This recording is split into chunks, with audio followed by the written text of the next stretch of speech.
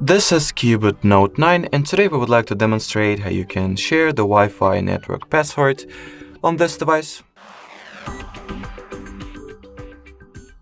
So first of all, swipe downwards from the top part of your display. Next, find the Wi-Fi shortcut and, tap and hold.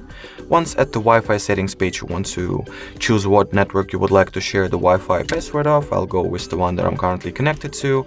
And once at the network details page, tap on the share icon, and in here you'll be able to find the actual Wi-Fi network password, which is in my case HardReset, as well as this QR code, which you can simply scan with any another device and get it connected to the HardReset.Info Wi-Fi network automatically.